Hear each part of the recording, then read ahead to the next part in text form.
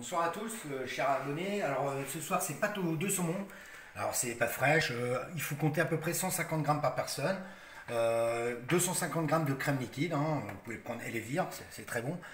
Saumon fumé, 100 grammes, 500 grammes de saumon frais, un peu de ciboulette, 3 asperges, c'est facultatif, on n'est pas obligé. L'asperge se marie très bien avec le saumon. Les jaunes d'œufs, un peu comme la carbonara au dernier moment. Alors pour la recette, on infuse le saumon fumé dans la crème une nuit au frigo. Ça c'est ma petite astuce parce que je trouve que le saumon fumé va dégager une saveur intéressante dans la crème. Ensuite, le saumon frais, on va le cuire ici dans la crème, hein, comme on voit ici là. C'est cuit, allez, 5 à 10 minutes, ça cuit très vite. Après on peut écraser avec une fourchette. Ici j'ai cuit mes pâtes à l'eau rapidement, 3 minutes.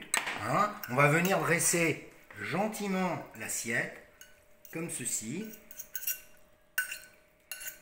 Voilà. Hop, on reste ici comme ça.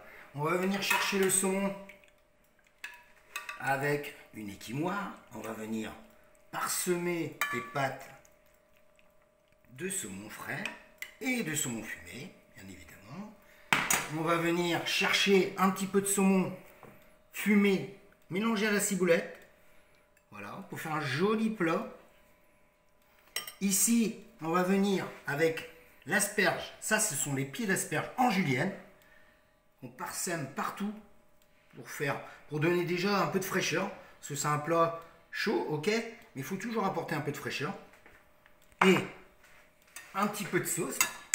Ce sont des pâtes aux deux saumons enrichis de sauce. On va venir mettre la sauce chaude pour qu'on ait un plat bien chaud devant le client. Et on fait un peu comme une carbonara, on va venir chercher l'œuf, on va le mettre ici, il va cuire tout doucement. Et là alors pour donner du volume, voilà, c'est les petites asperges que j'adore, parce que c'est vraiment l'asperge qui vraiment donne un côté verdure, un côté végétal, et on a vraiment une assiette très intéressante. Ça c'était pour le plat du soir, plat chaud. Et en dessert, pour ce soir, on va faire un petit financier.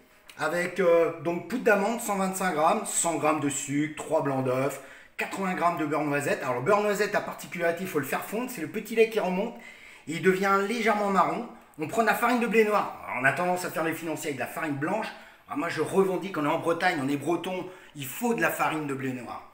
Et ensuite, on va faire fondre donc ce beurre noisette. On mélange à part le sucre, les blancs d'œufs, on ajoute de la farine, de la poudre d'amande. Quand le beurre noisette est refroidi, on mélange ce beurre noisette à ce mélange de sucre, blanc d'œuf, farine, poudre d'amande. Et on va cuire dans des petits moules, comme ceci, à 185 degrés, pendant, allez, 180, ça passe 15 minutes. Il faut vraiment que les financiers restent moelleux. Et pour agrémenter tout ça, 300 grammes de fraises, 2 pêches. Alors les fraises, vous les coupez, regardez, comme ceci. Les pêches, on garde la peau, on les coupe au couteau, on va faire une petite harmonie, on met des fraises autour, je garde une fraise entière. J'ai pris de la capucine du jardin, petite capucine du jardin. C'est une fleur comestible, ça se mange, ça donne aussi une belle coloration. Et alors, 2 baguettes pour maintenir mes 3 petits financiers qui vont venir agrémenter ce plat, ce petit dessert. Et alors, on peut venir aussi rajouter un petit peu de vanille en poudre.